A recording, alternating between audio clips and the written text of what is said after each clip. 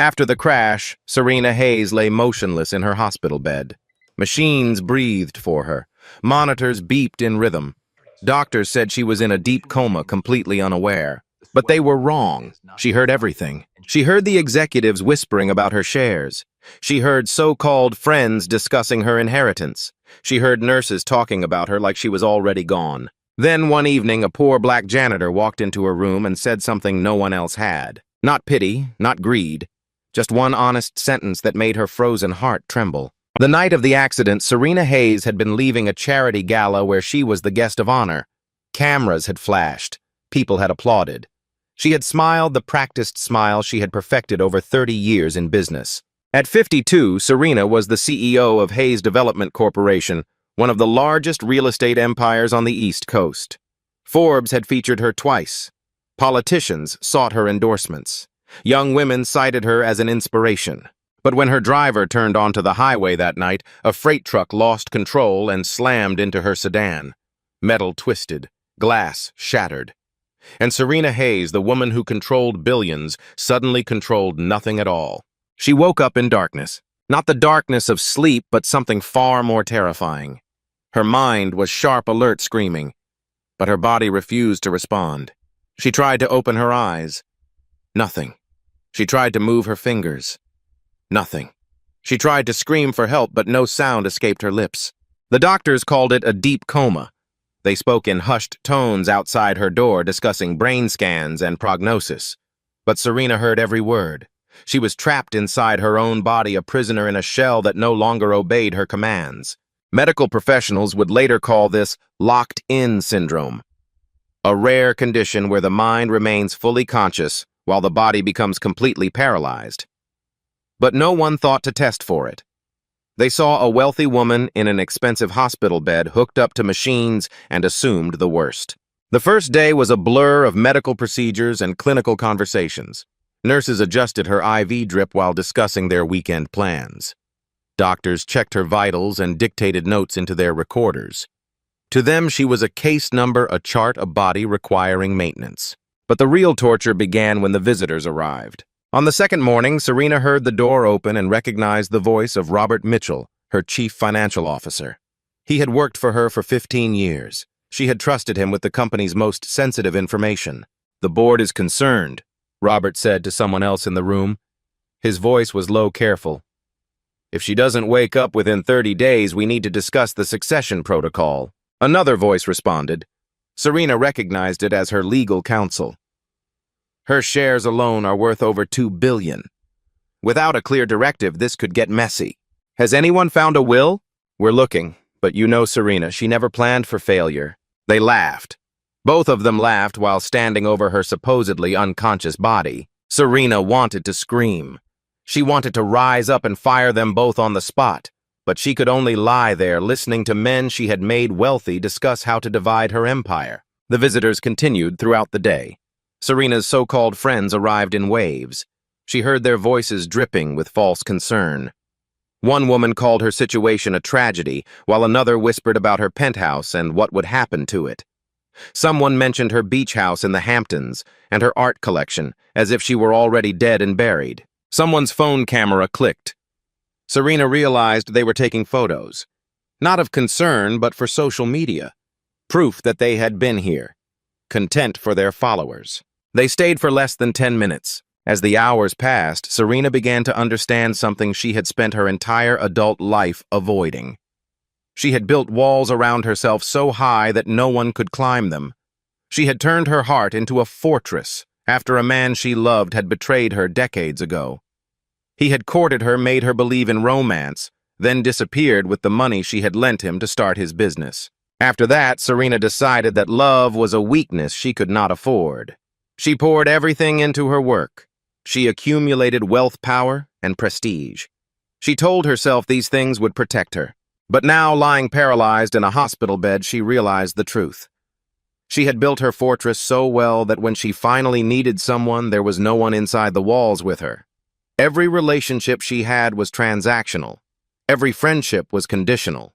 Every person who walked through that door wanted something from her, and not one of them cared if she lived or died. By the end of the second day, Serena had given up. Her body was a prison. Her life was a lie. Perhaps it would be better if she simply let go, drifted away, and ended this charade once and for all. Then the door opened again. She expected another executive, another fake friend, another vulture circling her remains. Instead, she heard footsteps that were different from all the others. Slower, hesitant. The squeak of rubber-soled work shoes on linoleum. "Good evening, ma'am." The voice was deep, gentle, and carried a slight southern accent. Serena did not recognize it. "I don't know if you remember me," the man continued. "Probably not, but I was there that night, at the accident." Serena's mind raced. She tried to recall those chaotic moments after the crash. The smell of gasoline, the distant sound of sirens, and something else. A hand. Someone had held her hand. "My name's Marcus Johnson. I work here at the hospital, maintenance and cleaning mostly. I was driving home when I saw the crash happen. You were still conscious when I got to you. Do you remember?" She did not. Everything after the impact was a blur of pain and fear. "You grabbed my hand," Marcus said. "Held on real tight. I kept talking to you, trying to keep you calm until the ambulance came. I told you everything was going to be okay." He moved closer. Serena could hear him settling into the chair beside her bed. "The doctors say you probably can't hear me. They say you're in a deep coma and there's no brain activity that suggests awareness." He let out a small breath. "But I don't believe that. See, when my wife was dying, the doctors said the same thing. They said she couldn't hear me, that there was no point in talking to her. But I talked to her anyway, every single day until the end. And I believe she heard me. I believe she knew I was there." Serena felt something shift inside her chest. This man was not here for her money. He was not here for her connections. He did not even know who she really was. "So I'm going to talk to you, Miss Hayes. Maybe you can hear me, maybe you can't. But I made you a promise that night. I told you that you were going to be okay, and I don't like breaking my promises." For 2 days, Serena had listened to people discuss her wealth, her assets, her value as a commodity.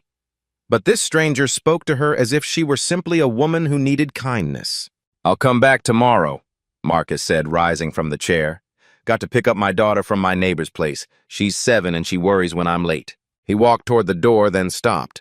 "Sleep well, ma'am, and keep fighting. I know you're still in there somewhere." The door closed behind him. In the silence that followed, Serena made a decision. She would not reveal that she was conscious. Not to the doctors, not to the executives, not to anyone. She would remain in her prison of flesh, hidden behind closed eyes for one reason only. She wanted to hear what Marcus Johnson would say next. For the first time in decades, someone had spoken to Serena Hayes like a human being, and she was not ready to let that go. Marcus returned the following evening just as he had promised. Serena heard his familiar footsteps enter the room, the soft squeak of his work shoes against the floor. He settled into the chair beside her bed, and she found herself holding her breath inside her motionless body, waiting for him to speak. "Good evening, Miss Hayes," he said. "Busy day today. 3 floors to clean by myself because Jimmy called in sick again. That man catches more colds than anyone I've ever met." He chuckled softly at his own observation. "But I'm not complaining. Work is work. Some people think what I do is beneath them. Mopping floors, scrubbing toilets, emptying trash cans. They look right through me like I'm invisible." Serena listened as Marcus described his day. The way certain doctors never acknowledged him when he cleaned their offices. The way some patients' families complained about the smell of disinfectant, as if he were personally offending them. The way security guards sometimes stopped him in hallways asking for identification, even though he had worked there for 6 years. "You know what I tell myself," Marcus continued. "Every time I clean a room, I'm helping someone heal. Maybe they don't know it. Maybe they'll never thank me for it. But when a patient wakes up in a clean room with fresh sheets and floors that smell like pine, maybe that's one less thing they have to worry about. Maybe that's my way of making a difference." Something stirred in Serena's chest. She had spent her entire career surrounded by people who craved recognition. Every deal she closed, every building she developed, every dollar she earned was documented and celebrated. She had never once considered the people who worked in the shadows making the world function without applause. Marcus shifted in his chair. "I see how people look at me sometimes, Miss Hayes. When I walk down the street with my daughter, I can feel their eyes on me. A black man in worn-out clothes holding a little girl's hand. They don't see a father coming home from work. They see something else. Something they've been taught to fear.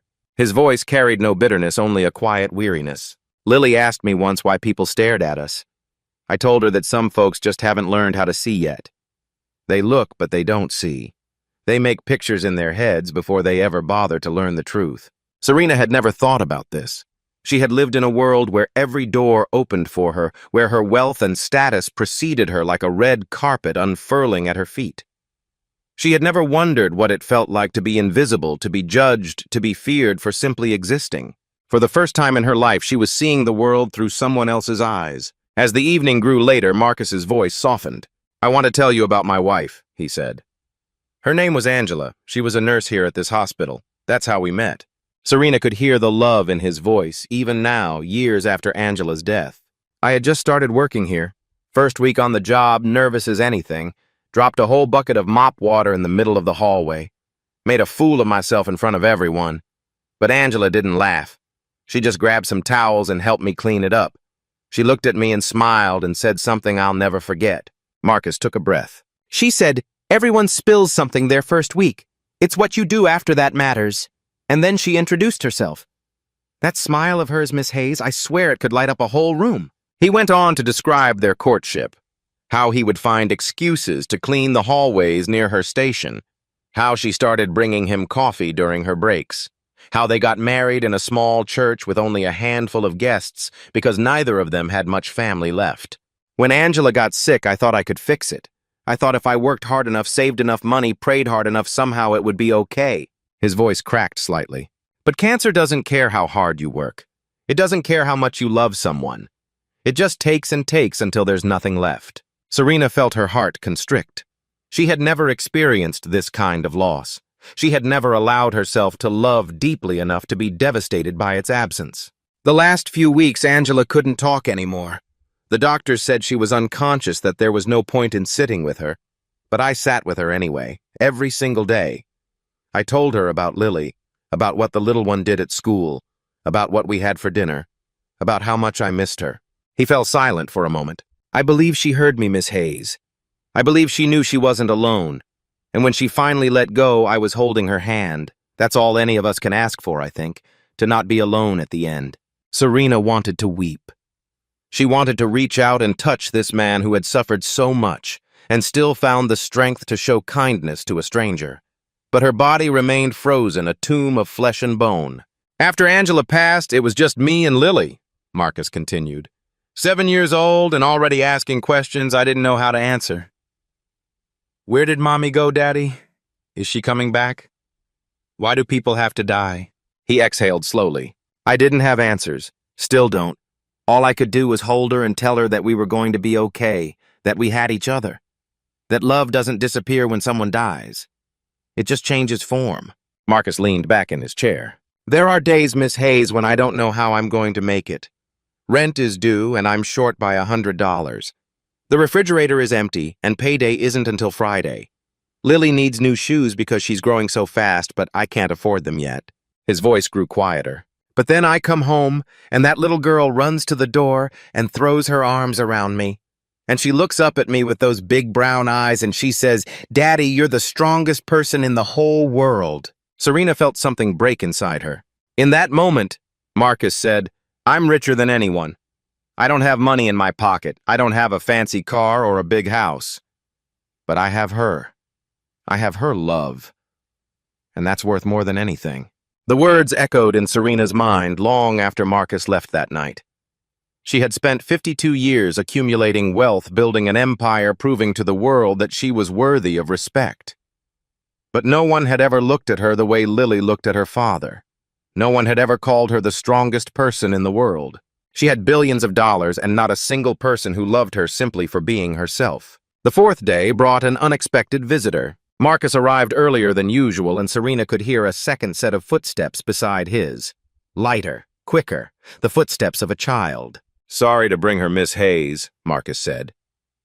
My neighbor had an emergency and I couldn't find anyone else to watch her. I hope you don't mind. A small voice piped up. Daddy, is this the lady you've been telling me about? Yes, sweetheart, this is Miss Hayes. Remember what I said, we need to be quiet and respectful. But she's sleeping. Can she hear us? I believe she can, baby, so let's talk to her nicely, okay? Serena heard the scraping of a chair being pulled closer to the bed. Then she felt something unexpected. A small, warm hand touching hers. "Hi, Miss Hayes. My name is Lily. I'm 7 years old. My daddy says you were in an accident, but you're going to be okay because you're strong." The child's voice was high and sweet, filled with innocent certainty. "I brought you something." Serena heard the rustle of paper. "It's a drawing I made. It has flowers and sunshine and butterflies. My teacher says I'm a good artist. I put it on your table so you can see it when you wake up." Marcus spoke softly. "That's very kind of you, Lily." "Daddy, do you think she's lonely?" The question hung in the air. "Why do you ask, sweetheart?" "Because she's all alone in here. No one's talking to her. It must be scary to be alone when you're sick." Serena felt her throat tighten even though no muscle moved. "That's why we visit her baby, so she knows she's not alone." Lily squeezed Serena's hand gently. "Miss Hayes, you don't have to be scared. When my mommy went away, I was really sad. I thought I would be alone forever. But Daddy told me that Mommy is still with me right here in my heart." The little girl's voice grew more earnest. "So you're not alone either. Okay, we're here with you. And even when we go home, you can keep us in your heart. That way you'll never be by yourself." Serena had negotiated deals worth hundreds of millions of dollars. She had stared down hostile boards and outmaneuvered corporate rivals without flinching. But this child, this innocent 7-year-old girl, had just undone her completely.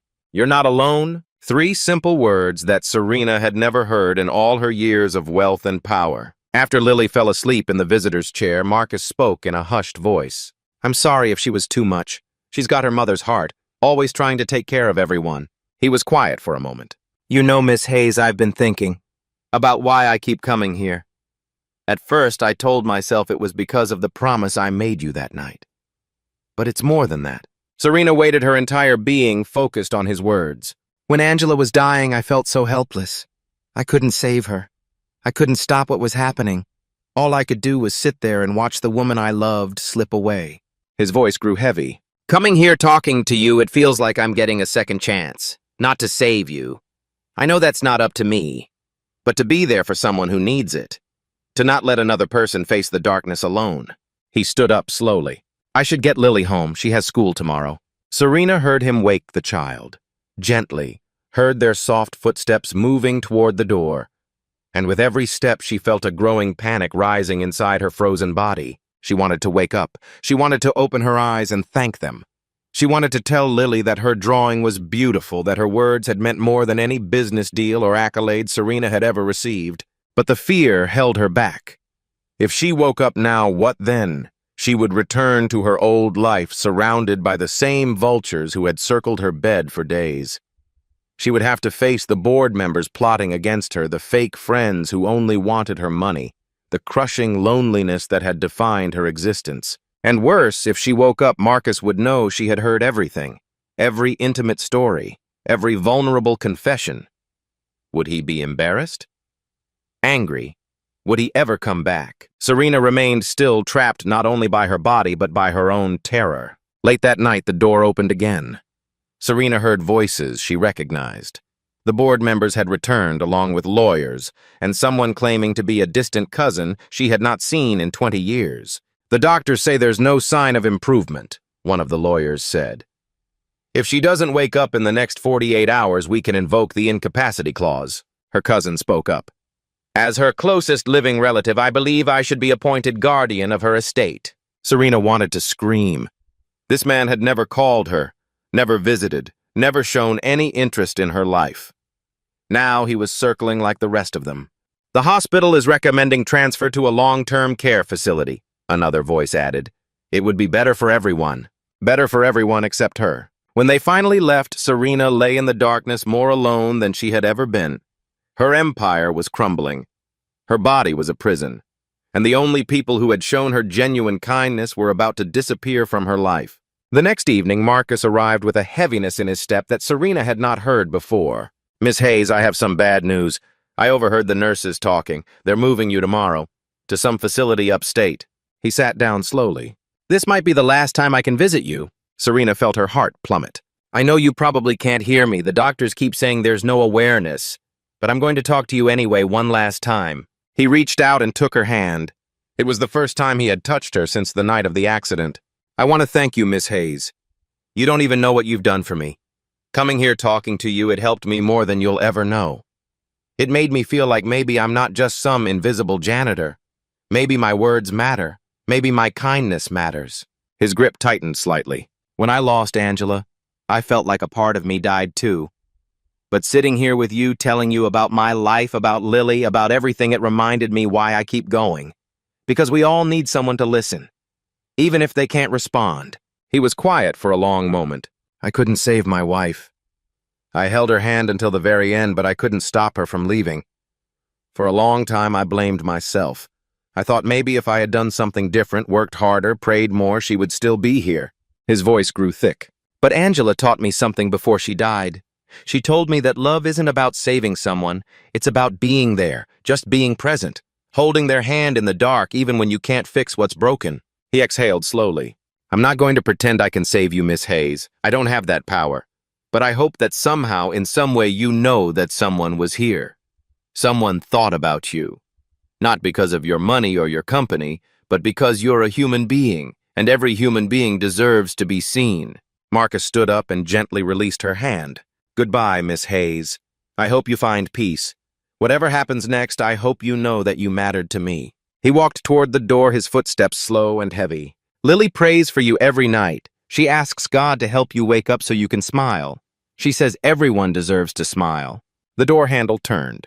Take care of yourself. And if there's any part of you that can hear me, please know this: you are not alone. You were never alone. I was always right here. Always. The door clicked shut, and in the suffocating silence of her prison, Serena made her choice. She could not let him walk away. She could not spend the rest of her life being transferred to facilities discussed by lawyers, picked apart by relatives who had never loved her. She wanted to live, not as a billionaire, not as a CEO, but as a woman who had finally learned what truly mattered. She wanted to see Lily's drawing. She wanted to thank Marcus for every word he had spoken. She wanted to feel the sun on her face and know that she was more than her bank account. For the first time in decades, Serena Hayes wanted to be human again, and she would fight with everything she had to make it happen. Serena did not sleep that night. Inside her frozen body, her mind raced through every moment of her 52 years. She saw herself as a young woman full of hope and ambition, believing that love would find her. She saw the man who had taken that belief and shattered it, leaving her with nothing but debt and a broken heart. She saw the walls she had built afterward, brick by brick, until no one could reach her. She had told herself those walls made her strong. She had told herself that needing no one was the ultimate freedom. But now, lying in the darkness, she understood the truth. She had not built a fortress. She had built a prison, and she had locked herself inside it for 3 decades. Serena thought about the executives who had stood over her bed calculating her worth in dollars and shares. She thought about the friends who had taken photographs and whispered about her possessions. Not one of them had spoken to her the way Marcus had. Not one of them had seen her as anything more than a commodity. Then she thought about Lily, that innocent child who had held her hand and said 3 words that had broken through every wall Serena had ever constructed. You're not alone. She thought about Marcus standing at the door saying goodbye, believing she would never hear him. The pain in his voice, the gratitude he had expressed for being allowed to sit with her, to speak to her, to matter to someone. He had thanked her. A janitor who earned barely enough to feed his daughter had thanked a billionaire for giving him purpose. Serena understood now what she had been missing her entire life. It was not money. It was not power. It was not the respect that came from fear or the admiration that came from wealth. It was connection, simple, honest human connection, and she would not let it slip away. The 5th morning arrived with the sound of footsteps and hushed voices outside her door. The transport team will be here in an hour, a nurse said. Has anyone notified her family? Her cousin signed the transfer papers last night. Everything is in order. Serena heard the door open. Medical staff entered, checking monitors, adjusting equipment, preparing her body for the journey to a facility where she would likely spend the rest of her days. Then she heard another voice at the doorway, a voice she recognized. Excuse me, I know I am not supposed to be here, but I was wondering if I could say goodbye. It was Marcus. The nurse hesitated. Sir, she's being transferred in less than an hour. We really don't have time for visitors. Please, just 2 minutes. I was with her the night of the accident. I just want to say goodbye. A long silence followed. Then the nurse sighed. 2 minutes, that's all. Marcus walked into the room. Serena heard him approach the bed, heard his breath catch slightly as he looked at her. "Miss Hayes," he said softly, "I don't know if you can hear me. I've never known. But I had to come one more time." He moved closer. "I wanted to tell you that meeting you changed something in me. I was just going through the motions before, working, coming home, taking care of Lily.